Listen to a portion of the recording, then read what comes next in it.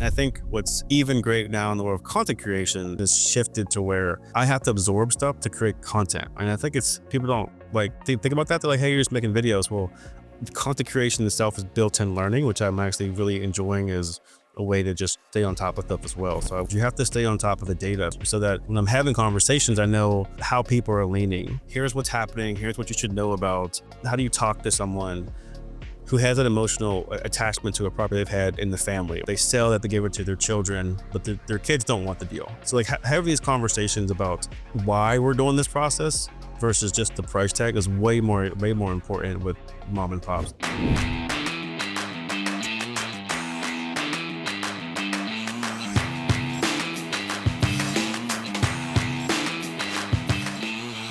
You are listening to the number one real estate podcast in the world. We talk with real estate professionals all across North America about their wins, losses, lessons, and stories help you win in your local market today. My name is Cody from Sheridan Street. I'm joined with Mr. Justin Ferguson. I usually say a co-host. Usually Vic is here. He's also part of Sheridan Street and Triz, but he's not feeling too hot today. A little bit under the weather, but Mr. Justin Ferguson, why don't you give us like kind of 60-second Cliff Notes version on kind of like where you're at in the world, what you're doing in the world of real estate, and kind of like what like you specialize in something. So why don't you share with the audience kind of like what you're up to in the real estate space? Yes, thanks for the intro, Cody. I'm Justin Ferguson. I'm calling you. We're chatting from Richmond, Virginia.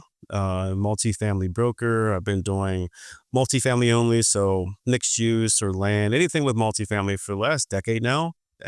As a broker here. In addition to that, I am a sommelier, so I'm deep into the wine world, and it's been great for connecting with clients. So if it's multifamily or wine, before that I was in property management. Before that I was wholesaling. Before that I did single family homes with Keller Williams. And before that I did loan origination. So I've been in real estate for a very long time at every angle. And hopefully your listeners can find value in all my tips and things I've done wrong in the past, and they don't have to do it. A lot of agents have a hard time figuring out like kind of like a niche, and like you have clearly niched down. Like on your website, I was taking a look, like, you are very heavy in multifamily and investments. Like what made you make the decision? At what point in your real estate career did you say, hey, I'm going to go all in on multifamily, or I'm going to go all in on this specific niche? Yeah, I moved here from Alabama to Richmond. I was in property management. So I started there, did everything, did leasing, did maintenance, did managing. We had the company I was with had thousands of units in the South. So I was already in multifamily from the management side. And I was speaking with owners and investors of, asset managers or how they were making money and seeing it. And I figured it was cool. And then I saw a broker. We drove around town and he was like, hey, I sold this deal. I sold that deal. I know that guy. Kind of just cool to say you sold a bunch of these buildings in town. So when I moved to Virginia, I jumped right in, and this made sense to stay in multifamily as that was my background and I knew it very well. And it was easy follow-up. I was already doing management of the properties. So let me learn how to sell them. And that's how we're here now. What was when you're transitioning from like kind of managing properties to selling those properties? I guess we have some people that we have some clients that do property management. We have some clients that like also obviously they're in residential real estate. What would you say is like if somebody is in residential and they want to kind of flip to more of an investor crowd, or they want to flip to more selling multifamily? Let's start with multifamily first. If somebody says, hey, in my market, I really want to specialize in multifamily, what are the three things you would say, hey, you have to understand these things, otherwise you're not going to be successful in this space, in this niche? Yeah. So there's the growth of business, right? So it's getting business. We were very big on controlling inventory. We work with sellers almost exclusively. So one is, there's only one of these deals, and similar to residential, right? There's only one of this apartment complex here, but there are 1,000 buyers. So like focus on cold calling, hearing no is a part of the game. If you can control the inventory, you control the market, and that's what we've done. So number one is just get a database, CoStar, drive the area. You need to know what you're selling as you understand, but at the commercial level, it's really doing deep in reaching out to sellers and owners directly. That's the first one. The second one is understanding underwriting. You have to understand underwriting income and expenses, right? What are all the ways that the property is generating revenue? That's rent, that's pet fees, that's admin fees, that's water fees, all the fees and income revenue streams for a property. That's is there parking spots? Are Mhm. there storage spaces? Right, all the ways that you can increase revenue, and then you also have to understand all the ways expenses. So that's taxes, insurance, repairs and maintenance, contract services, management fee, operating reserves. Right. So for you to be a good agent to your client, you have to understand the underwriting because that's where Mhm. things get stuck. Right. It's Got are it. you underwriting vacancy or repair costs or renovation? If you're not aligned with the market demand and understanding that, then you're not going to be able to advise your clients on what's real and what's a little bit unusual. Yeah. And then the third part of that is being knowledgeable and flexible. See, in residential, there's the MLS keeps everything pretty streamlined. Yeah. Nothing is streamlined in commercial. Every contract is different. Every seller is different. Attorneys, everyone has their own thing. So you really have to understand what your client needs and Got how it. you can advise them to go from point A to point B. So it's the foundational market knowledge, but you just have to understand lending and like the deal just as much as they do, if not more. Got it. It, generally, like something we were on a call today with some of our clients, and we're chatting about like an ideal client profile, and it's really interesting that you and I are chatting today because, like, obviously, you have niche, but like, do you find that in your space locally, there is you have an ideal client profile? You say you said like you had said like every seller's needs are a little bit different, but is there like do you find there's a specific type of person that is buying multifamily? Are they already accredited investors? Like who is kind of the ideal client profile in that space? Yeah, so there's three people that we call them the mom and pops, right? Yeah, The family run. They've got a few deals on a smaller side. It's usually a large amount of their net worth. Their income depends on it. They're at the property frequently, kind of family business, smaller scale. got it. Their needs are like every dollar matters. Um, Selling is a big risk and a big concern. So there's much more work on like understanding the market and what they're going to do with their money and maximizing their returns as most owners. But there's a mom and pops who that property is like a part of their livelihood and their net worth. So it's a big change for selling, even buying. Then the second one is we call them the blue, the white collar guys who they are attorneys, they are doctors, they are people who have other income. They believe in the stock market. They're diversified. So, multifamily seems like a safe, air quotes, safe investment Yeah, these days. So they are looking for something that's usually easier, not as much work. We call it blocking and tackling, right? People move in, you treat them right, you fix stuff on time, they move out, get the property ready for the next person, right? That's got it. the white collar guys and girls who just want something turnkey or stabilized. Then you have like the large private family money. So right below the institutional guys, those are the guys and girls, the family money who've several hundreds of units, right? This is their full-time investors. They may have a construction team. They may have an asset manager. They may have a property management company. They scaled from mom and pops. Now they have enough scale that they can do everything in house.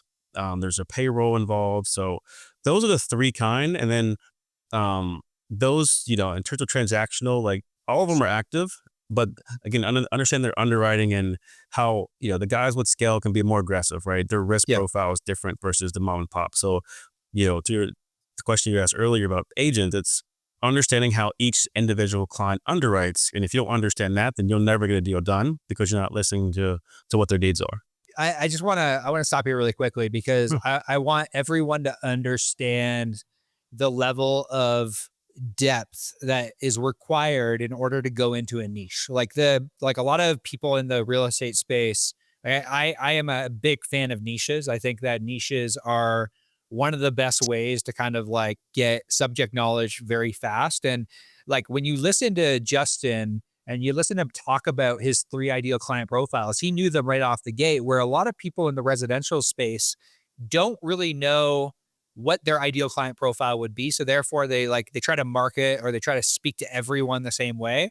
When you were in getting into this space and you were learning all these things, like what were some things that you did in order to understand your client's needs on a deeper basis in order to be able to articulate their needs and who those clients are on a deep level? Like what did you do early on, or what have you done consistently to keep yourself educated about that type of ideal client profile that you want to work with? Yeah. So, when I started, I was only permitted to call the smaller deals, right? Smaller deals or naturally mom and pop. So I did mom and pops for the first 2, 3 years of my career. And a conversation with the mom and pop is much more emotionally driven, right? Mm. It's more hand holding. They want you to be there in person and shake the hand and meet everyone. It's a truly a family interaction. So you find yourself talking more about other stuff than the actual property, and then that just took time because me, I'm naturally like a really direct person, but when I'm speaking with a mom and pops, I'm much more calmer and I'm listening and we're communicating differently. So Got it's, it. when people are talking and things get stressful, that's how you really understand how to actually negotiate and like say, listen, here's why we're doing this, right? How do you talk to someone who has an emotional attachment to a property they've had in the family, or they don't, they sell that, they give it to their children, but their kids don't want the deal. So like have these conversations about why we're doing this process versus just the price tag is way more important with mom and pops. And then over the year, you've seen those families grow. The white collar guys and girls, they understanding that they have money, they understand risk, but understand their risk tolerance, and how much time and effort they want to put into it. So what did I do? It's listening and listening and listening and going into the minutia with them. Like, let's underwrite this deal together. One of my favorite things to do is whenever we get an offer from someone, I'm like, great, thanks for your offer. Send me your underwriting, because the number itself is cool. If we're not at full price or where there's a delta with pricing, tell me where you're underwriting vacancy. Like, tell me where you're underwriting the market rent. The market rent is 1,800 and you think you only get 1,600. Well, why? Like, that's the real conversation you have with buyers. And over the years, you just see those kind of things. And with the larger Yeah. guys, they want scale. They want to be able to take their team to other places. And it's really just foundational listening. It's not selling. It's like I'm advising. And Mm. like, as cliche as it sounds, but like if I don't truly understand you, then we'll never get a deal done, because when things do get tough, we can have the right conversation about why things are tough. So just listening, truly. Yeah, and it's so funny that, whether once you figure out, step number one is everyone has different like needs and wants and aspirations at every step of the level, but like really like everything comes down to like communication, listening, and we teach our clients something we call an overarching goal. Like how can you help the prospect in front of you really, with their, like you mentioned, like their why, like why did they reach out to begin with? Why do they want to do this versus like, not investing in the stock market?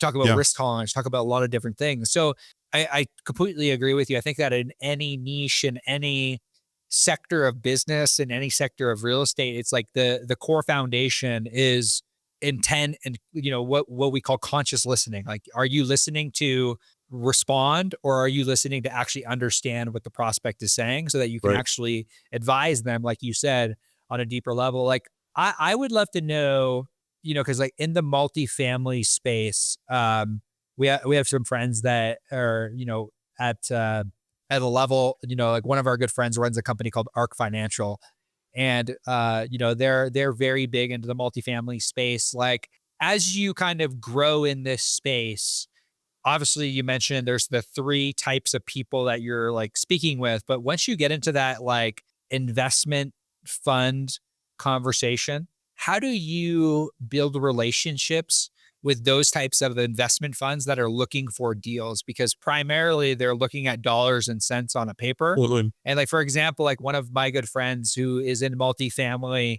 they don't invest in Florida because of the risk tolerance around natural disasters. So like Yep. how do you navigate those conversations? Because in a world of MLS and CRMs, it's like, hey, it's very aspirational. We eventually want to move, but you're kind of navigating emotion, but you're also navigating like the logic and the dollars and cents.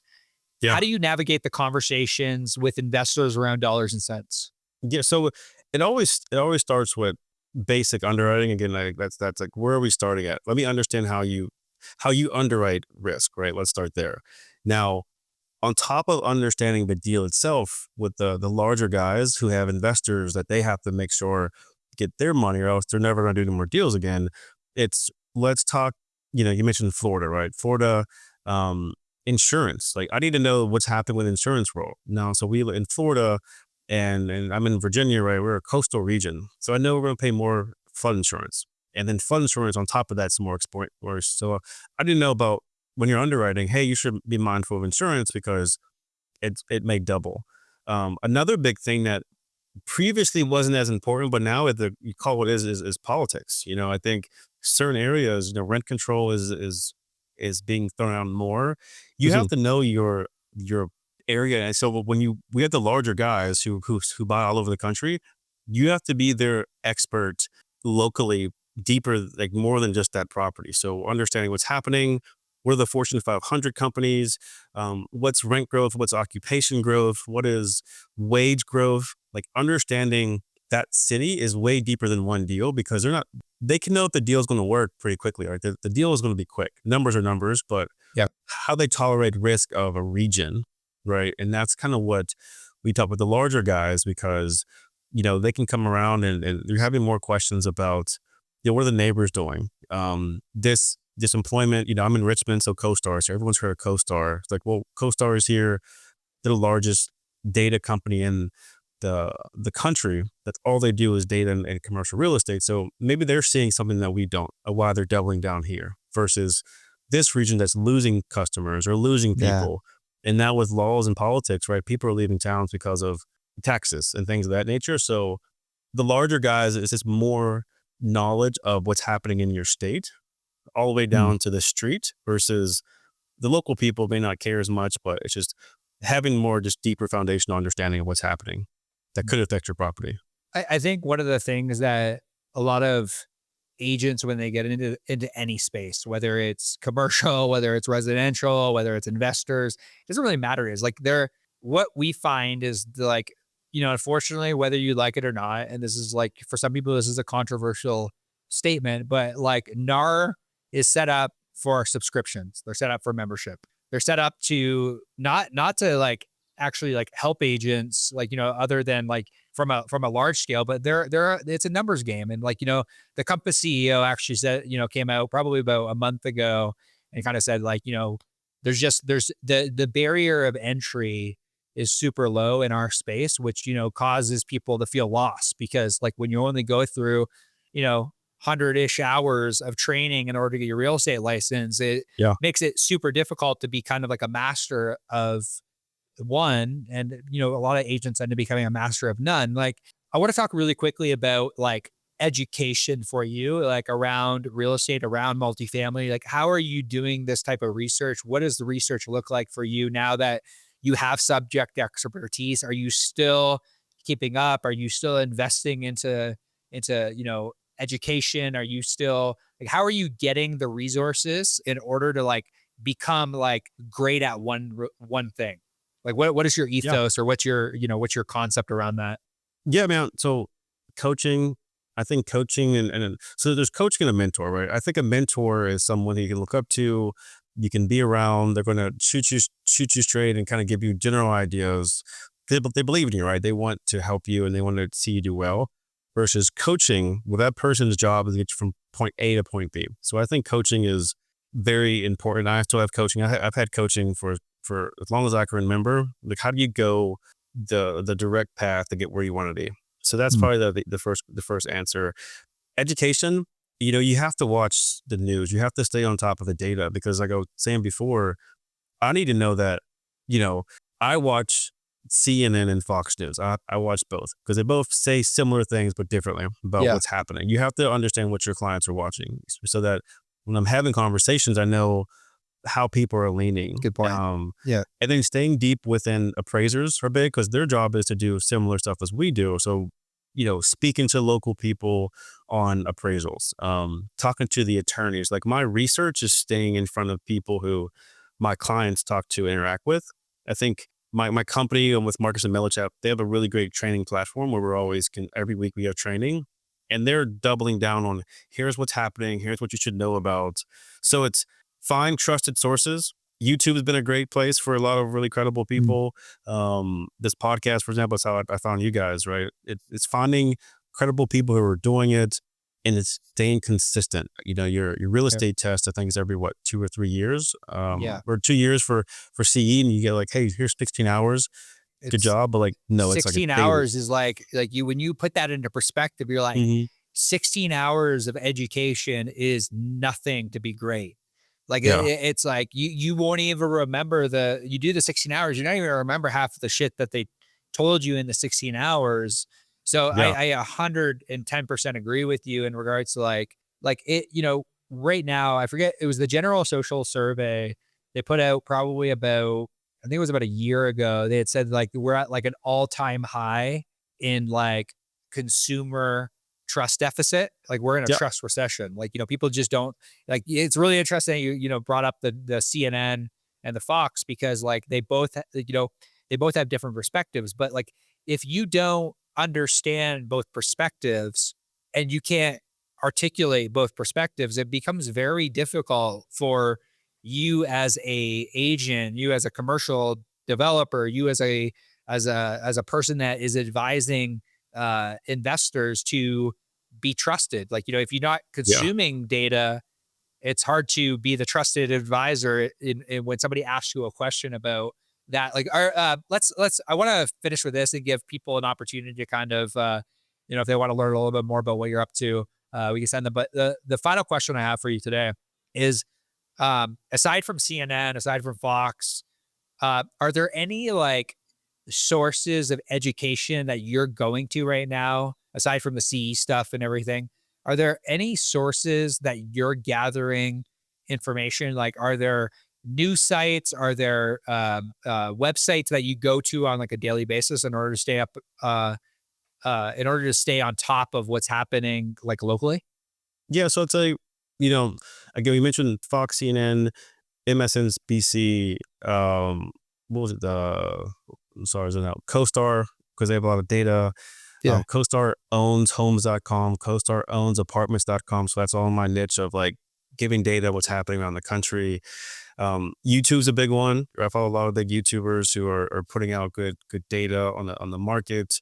Bloomberg is another one. Bloomberg is like just data and generally a neutral thing, neutral stance on just numbers and facts and data. Mhm. So those are the ones I'm always circling consistently. And I Got think it. what's even great now in the world of content creation, I started content creation as a way of marketing, but now my content is shifted to where I have to absorb stuff to create content. And I think Makes it's sense. people don't like think about that. They're like, hey, you're just making videos. Well, I'm reading all this stuff, trying to find the facts, reciting it, doing it, and giving it to other people. So like the content creation itself is Mm. built-in learning, which I'm actually really enjoying as a way to just stay on top of stuff as well. So I watch everything. 100%. And AI has some facts to it. You got to double check AI, and then Yeah. everything's getting smarter. But yeah, I mean, for me, again, at the people I'm working with, the deals themselves are pretty easy. Like we can underwrite deals and see if they're going to work, but we're having a much more strategic conversation of what the Fed's going to do in 6 months, right? Is core Yeah. It's CPI fair. going to go up or down? So it's staying on like the federal news things and the websites these days is Yeah. most of my time. Hey, Justin, man, I appreciate this conversation today. I think it's super valuable for anyone, considering you get in the multifamily space, anyone just even like just understanding that education is like such an important element behind being a trusted advisor. If somebody want to follow along, they want to learn a little bit more about what you're doing in the real estate space, where's the best place that we can kind of like direct them to for them to kind of follow along your journey? Yeah, so my website is justin-ferguson.com. And I'm on, YouTube, Justin Ferguson. Those are the two best ways. LinkedIn's another one where I post a lot of content. I mean, I'm pretty active on most platforms, just sharing knowledge. No sales. I mean, I'm here to just share, as you mentioned, the world's consideration on facts and what they believe is very low. So I'm just here truly to share knowledge and be a resource for anyone. So thanks for having me on here. Much appreciated. And I want to say thank you for tuning into another episode of the Our Agent Podcast. We'll see you soon.